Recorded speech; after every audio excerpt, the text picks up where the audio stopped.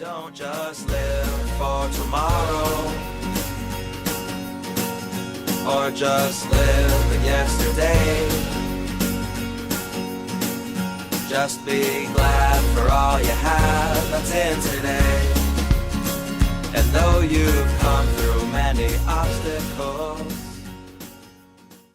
Hey everyone, Connie here, and welcome to my blind reaction to JoJo's Bizarre Adventure Stone Ocean Episode 9. So, I was wondering, like, okay, has there been announcements and everything for more episodes and all? And then I remembered that while it did release on Netflix worldwide, it was also going to be airing on Japanese television starting in January, so I looked it up.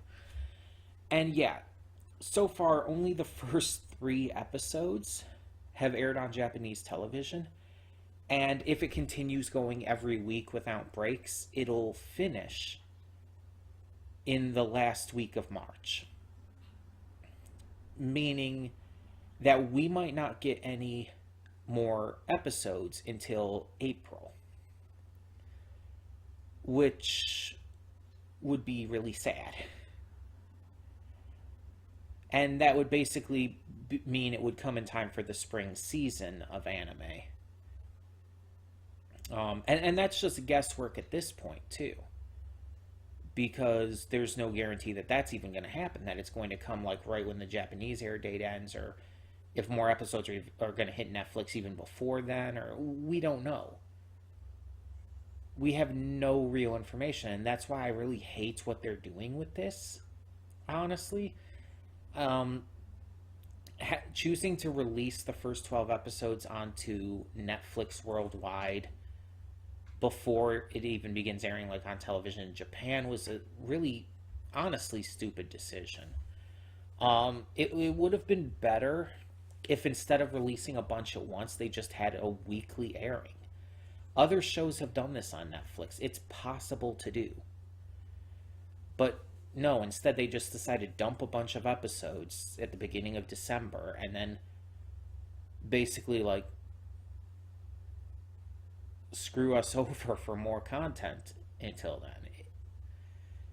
This is the only part of JoJo so far that's been released anime-wise in this way.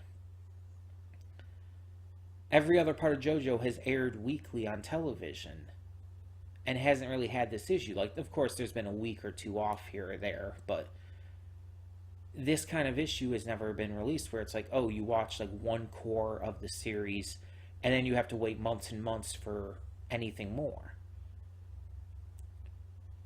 Netflix choosing to license this, I feel, is hurting things, is going to hurt the overall series. And don't get me wrong, like, I'm going to still react to more of it whenever I get to that point. Like, obviously, when I finish this core, these first 12 episodes, I'm obviously going to get to the next set of episodes when they come. But at the same time, it's like, I shouldn't have to wait for more. This isn't the kind of series that releases seasonally. And these aren't really seasons that it's releasing in either anyways. It's just because Netflix is obsessed with their binge model that's just stupid in the first place. And so they're taking a series that really shouldn't be doing this and possibly harming it. All these different anime that they release onto Netflix don't do as well as they should, just because of how they're released. Shows like Dorohedoro and Carol and Tuesday both suffered greatly because of this.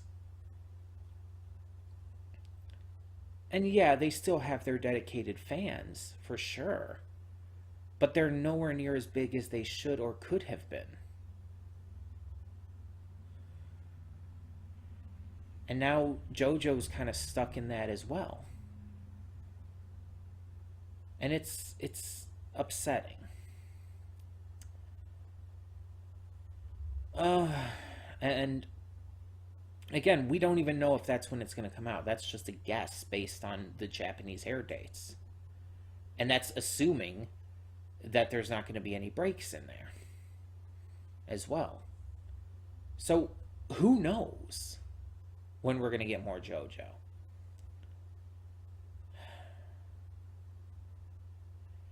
And I mean, like, I'm only going to catch up, like, in a couple weeks here. Because this is episode 9 out of 12. There's only 3 more weeks left after this. So it's like, and that's presuming I only do 1 episode at a time. Like, that's presuming I don't do multiple episodes at any point here. So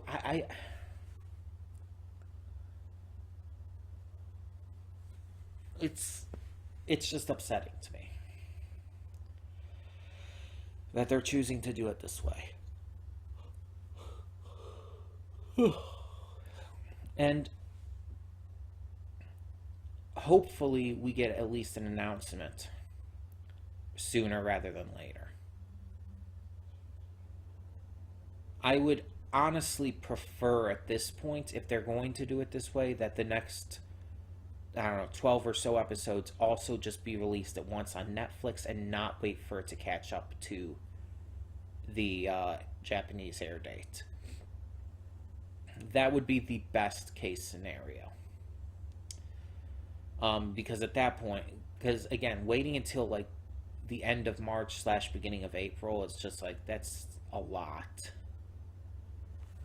And it's like, I would really rather not. But I mean, if we have to, we have to. It's like, I can complain about it all I want. It's not going to change anything. But yeah, it's just another case of Netflix hurting another anime. In this case, it won't hurt it as much, luckily, because it is so popular. JoJo is so popular, and people have been waiting for Stone Ocean. So luckily, it won't hurt it as much as like other anime have been hurt by it. Stuff like Dorohedoro and Carol and Tuesday. But it will still hurt it, undeniably. Oh well. Nothing we can do, unfortunately. So,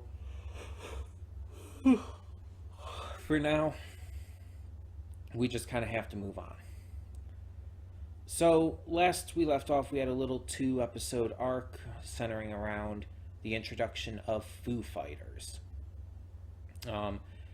A sentient colony of plankton that gained a stand due to Whitesnake and the discs. And it's a pretty powerful stand. And by the end of the 2 episodes, Foo Fighters, who was only serving Whitesnake due to thankfulness for being alive in the first place and having this level of sentience, takes over the corpse of the prisoner Atroe, or Atroe, or however you want to pronounce it. Takes over her corpse and basically becomes Jolene and Ermes' weird puppy.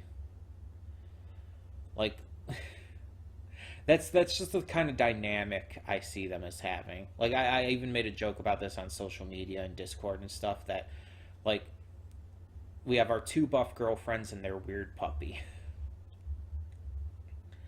Because that is entirely the dynamic I kind of get from them.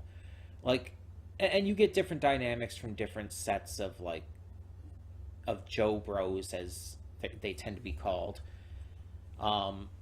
within the series. Like, Josuke, Koichi, and Okuyasu had very much of, well, with Josuke and Okuyasu specifically, a dorky best friends dynamic, with Koichi kind of filling the role as like the mutual friend slash what would be the word? Crap, what's the term? Voice of reason. with Koichi kind of filling in as a voice of reason with to balance out their idiocy. um, and everybody kind of has their role within like the Stardust Crusaders as well, and that's kind of like how it all works out with each set of, again, Joe Bros, as the typical term the fans use, even if it doesn't quite make sense with this part. Considering you have two girls and a non-binary sentient colony of plankton inhabiting the corpse of a dead woman. So yeah, it's not quite fitting to call them Joe Bros here, but I don't know what else to call them at this point, because it's like there's not really any other name for the team / group dynamic outside of like just calling the Part 3 group the Stardust Crusaders, because it's the name of the part. Like, I don't know what else to say. And I mean, technically in Part 2, people consider like Lisa part of the one of the Joe Bros for Joseph and Caesar and all as well, but still. So it's not like the first time, but yeah. And I guess you could kind of include Trish within that circle in Part 5. Kind of. Even if she's not part of Bucciarati's gang specifically, she's technically kind of part of the group dynamic, especially after she gets her stand. So either way, yeah, so I don't know what's going to happen next. They're, I guess, just going to continue investigating and trying to figure out more about Whitesnake. Not much else to go from that. I'm sure there's hints in the opening, but I don't know like exactly what's hinting at what and when and everything. But I guess Foo Fighters is just gonna be with them now in the prison, and that's gonna be a thing. Especially with how weird Foo Fighters tends to be. Just based off what we saw in the last episode. We'll have to see. I'm definitely excited to see more of this, though. But as I said, I'm just disappointed that we're going to have to possibly wait so long, and who knows how long exactly. So, for the time being, let's just get on with this, hope for the best with this episode, and see what we got. So, when the screen fades to black, pause this redirect and go to the description below. Follow the link to the reaction, and after you watch it, come back here to the redirect and resume play. Because after it fades to black and then fades back in, everything from that point forward will be my afterthoughts and will contain spoilers to the episode. So, that being said, thank you so much for tuning in, and I will see you at the reaction. And we are back, and we'll begin with spoilers in 3, 2, 1, now. And oh, that's a baseball. I am surprised that Emporio wasn't in this, considering the baseball outfit and everything with him. This was an interesting episode. So we see that Poochie, the user of Whitesnake, is getting more aggressive towards Jolene and them directly. He gives this girl, Michonne, a stand using his discs called Marilyn Manson, which is a debt collector stand. If you owe a debt to someone, Marilyn Manson collects. And it's usually made through bets, as we can see. Michonne makes a bet with our main trio that they can't make it to 100 back and forth throws. They do. So she owes them, and that'll be good. But she decides to up the bet, $1,000 if they can make another 100 throws. And So yeah, Jolene's basically like, no, fuck this. This is too sus. But Ermes is like, that money can be very useful here. And it's true, it can, obviously. But at the same time, I agree with Jolene that it's very risky. It's like obviously a trap, and even Ermes does know that. And Foo Fighters is just there for the fun. Like they're just having fun. As long as no one touches their water.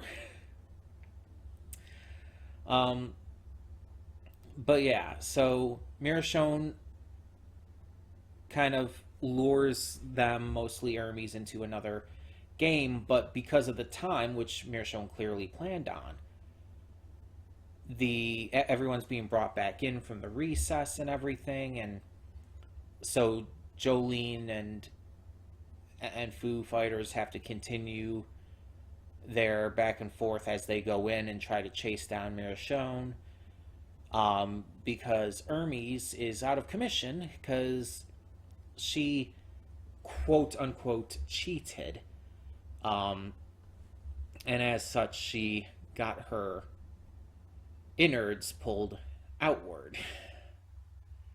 To put it simply, her liver was stolen. Not great. Not great. And I was definitely worried, but I wouldn't think that it would be such an unceremonious way for any of our main trio to be taken out, especially this quickly after they've just kind of formed, you know? So I wasn't really that worried that anything major was going to happen in that regard yet. But we see that they do eventually manage to outsmart Mirashone and beat the absolute shit out of her, as she deserves. And doing so while retaining the rules. However, I have a thing to note, and a kind of a question, I guess. How was Mirashone okay?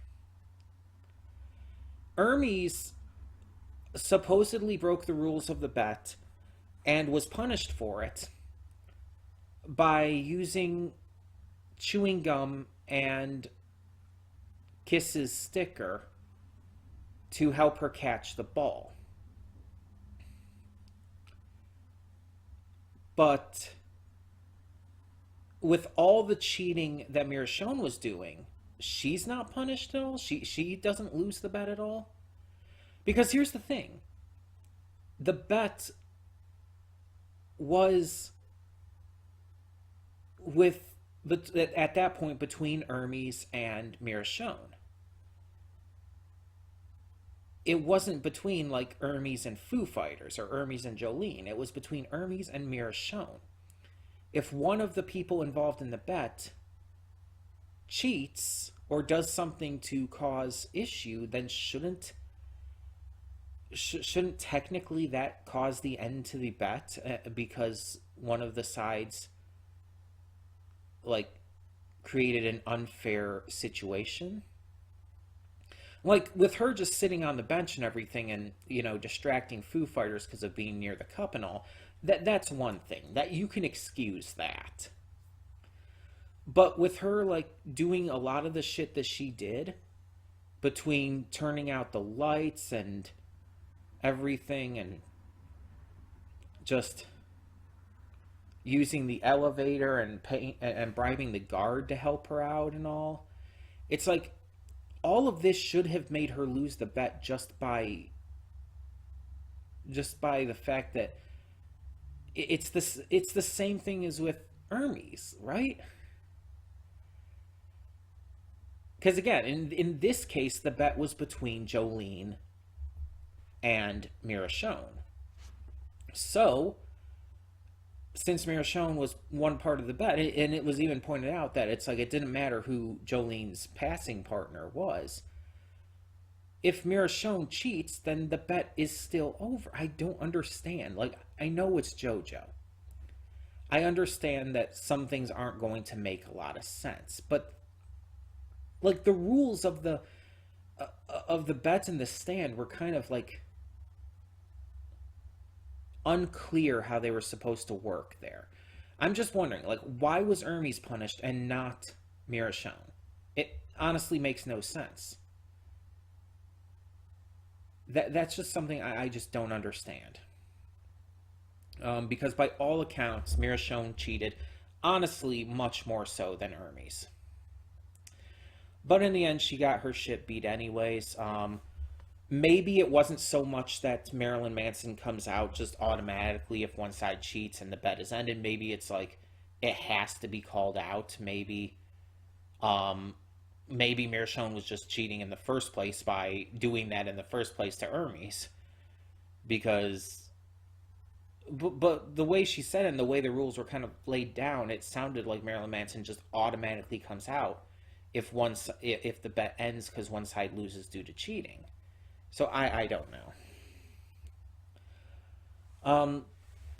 I don't know exactly how it's supposed to work, but it seems very contradictory and very like cheap in the first place.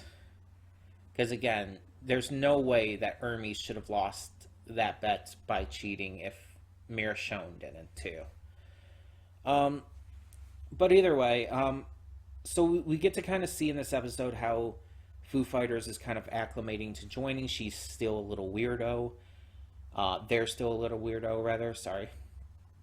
And yeah, they're kind of fun and entertaining and goofy.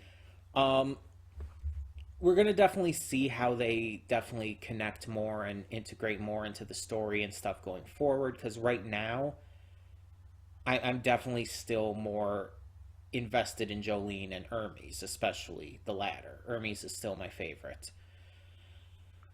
But we're gonna have to see where it goes to see if it stays that way. Because definitely things change as shows progress for me, as parts of this series progress. Joseph started out as my favorite in part 2, but it eventually became Lisa. I don't know what that was. I don't even know if you heard that, but either way, yeah. I'd love to know what you think either way of this. Tell me your thoughts on the entire thing with Michonne. Maybe if you can clarify something for me, but again, from my perspective, it seems like Michonne cheated more than Ermes did, and it just seems unfair that Ermes was punished and Michonne wasn't, by Marilyn Manson, I should say. Because Michonne did get punished in the end, but...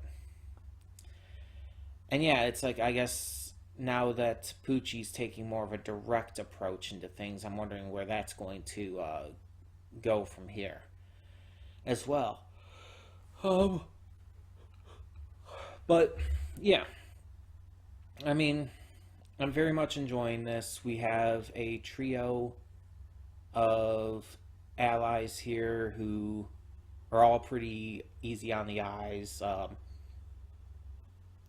and just really likable too. So that's always a very good thing. When you have likable characters who are also pretty attractive. And I think I said this last week too, but like I wanted to note it again, and I chose this as my thumbnail specifically because of it. But if you look at Foo Fighters, like I guess technically more Atroe's body that Foo Fighters is inhabiting, like there is some notable muscle definition there. Like she's not like massive or anything, but Atroe was very clearly buff. And I mean, granted, it's JoJo, so yeah, of course these characters are going to be buff. Maybe not so as much as male characters from previous parts, but I would compare maybe body muscle to maybe Narancia from part 5. Like Narancia was very clearly muscular. Like he was a buff dude. He just wasn't as big as like a lot of characters from previous parts, or even that part. Like obviously characters like Giorno and Mista or Bruno were bigger than him in terms of muscle, but he still had plenty of muscle himself. And Foo Fighters in Atroe's body. Again, technically it's Atroe who's the muscular one. Foo Fighters, again, is just a group of sentient plankton.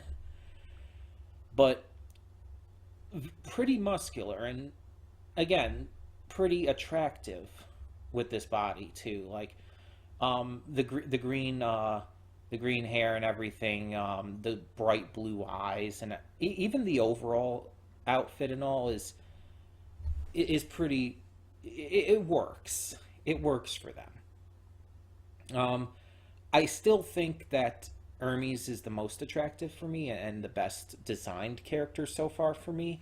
I just really love her design. I think it's just really, really great. But right now, Foo Fighters is, or again, technically Atroe, is right up there behind Ermes. It's really tricky because I'm technically not complimenting Foo Fighters' appearance at all, because it's not Foo Fighters' appearance. It's Atroe's appearance. So it's like, but Atroe is dead, and Foo Fighters is inhabiting her corpse, so it's fucking confusing and weird. I don't know, like, because I can't really say, I'm like, Foo Fighters is hot, because it's not Foo Fighters' body. It's complicated. It's weird. It's hard to explain, but yeah. But yeah, tell me what you thought down in the comments below. And again, if you can clarify anything on how Marilyn Manson works and why Michonne wasn't punished when she, in my eyes, clearly should have been, let me know. Let me know. But in the meantime, thank you so much for tuning in. And for now, I'm Connie and I'm signing off. See y'all next time.